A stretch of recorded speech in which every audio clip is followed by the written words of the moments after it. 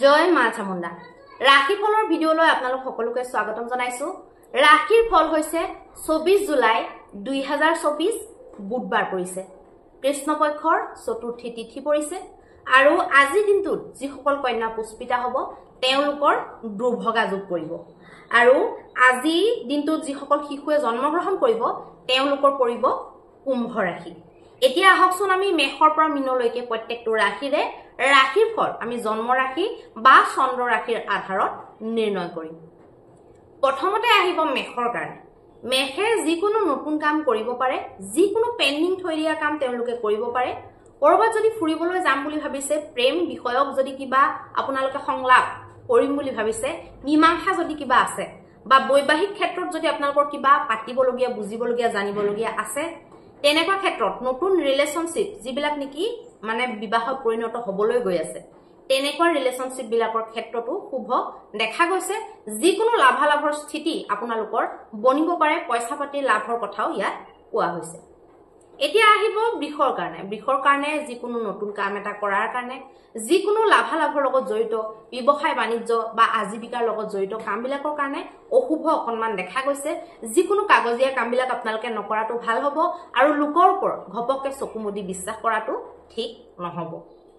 এতিয়া আহিব মিথুনৰ কাৰণে। মিথুনৰ কাৰণে প্ৰত্যেকটো ক্ষেত্ৰতে আপোনালোকৰ শুভ দেখা গৈছে। যাত্ৰা আদি আপোনালোকে ইজিলি কৰিব পাৰিব। যিকোনো ক্ষেত্ৰত আপোনালোকে ভাগ্যৰ ছাপোৰ্টটো পাব আৰু ভাগ্যদায়ী প্ৰত্যেকটো কাম আপোনালোকৰ কাৰণে শুভ দেখা গৈছে। এতিয়া আহিব কৰ্কটৰ কাৰণে। কৰ্কটৰ কাৰণে কিন্তু ভাল নহয়।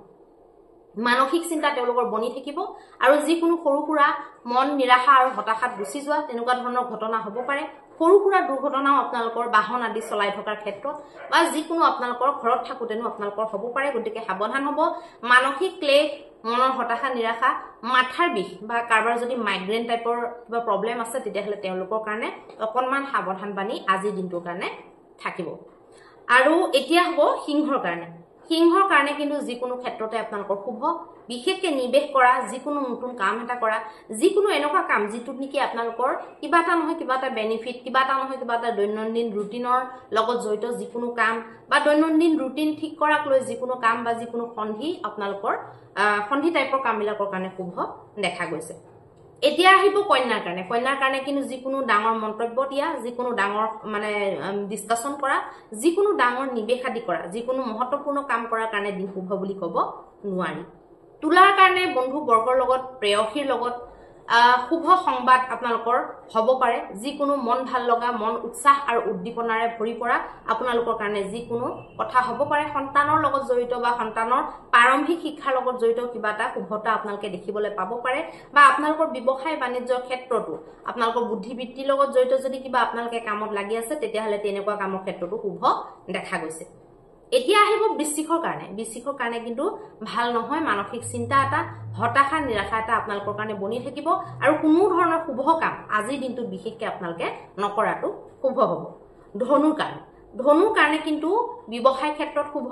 কিবা এটা যদি নতুন বস্তু শিকি আছে, খুব যদি দৌৰা-দৌৰি কাম কৰি থাকে যিটোত নেকি বহুত পৰাক্ৰম লাগে ধৰক, বা যাতায়াতৰ ওপৰতে তেওঁলোকৰ কামটো মানে যিবিলাকে ধৰক আজীৱিকাই যাতায়াতৰ পৰা কৰে, গতিকে তেনেকুৱা প্ৰত্যেক লোকৰ কাৰণে শুভ দেখা। মকৰৰ কাৰণে। মকৰৰ কাৰণে যিকোনো ক্ষেত্ৰত আপোনালোকে কাৰোবাক মন্তব্য দিয়া আৰু বৈবাহিক ক্ষেত্ৰত কিবা মীমাংসা কৰাৰ ক্ষেত্ৰত আপোনালোকৰ শুভ নহয়। অকণমান আপোনালোকে সাৱধান হ'ব লাগিব। বাকী ধন আদি সঞ্চয়ৰ কাৰণে দিন শুভ দেখা গৈছে। পৰিয়ালৰ অন্য সদস্যৰ লগতো আপোনালোকৰ সম্পৰ্ক শুভ দেখা গৈছে। এতিয়া আহিব কুম্ভৰ কাৰণে। কুম্ভৰ কাৰণে যিকোনো নতুন কাম কৰা, যিকোনো ভাগ্যদায়ক কাম কৰা, যিকোনো এনেকুৱা কাম যিটোৰ পৰা নেকি আপোনালোকৰ ব্যক্তিত্বটো প্ৰকাশমান হ'ব পাৰে, ব্যক্তিত্বৰ প্ৰচাৰ আৰু প্ৰসাৰ হ'ব পাৰে, তেনেকুৱা প্ৰত্যেকটো কাম আপোনালোকৰ কাৰণে শুভ দেখা গৈছে। যিকোনো নিৱেশ আপোনালোকে ইচ্ছা কৰিলে কৰিব পাৰিব। এতিয়া আহিব মীনৰ কাৰণে। মীনৰ কাৰণে মানসিক চিন্তা, যিকোনো যাত্ৰাত সুফল নোপোৱা, যাত্ৰা কৰি থাকোঁতে ধৰক তাৰ বেনিফিটটো নোপোৱা বা যাত্ৰা ব্যৰ্থ হোৱা বুলি যিটো কয়, তেনেকুৱা ধৰণৰ আপোনালোকৰ কাৰণে দেখা গৈছে। মানসিক চিন্তা, ব্যয়াধিক্য আপোনালোকৰ কাৰণে দেখা গৈছে আৰু কাৰোবাৰ কথাত প্ৰত্যুত্তৰ দিবলৈ গৈ পেলাই বিবাদ আদি আপোনালোকৰ জীৱনত আহিব পাৰে আৰু বিবাদত সোমাই পৰিলে আপোনালোকৰ মানসিক স্থিতিটো বহুত বেছি প্ৰভাৱিত হ'ব পাৰে। গতিকে সাৱধান হ'ব। এতিয়া আমি গোটেই ৰাশিৰ অন্তত আমি মহা উপায়টোৰ কথা আলোচনা কৰিম।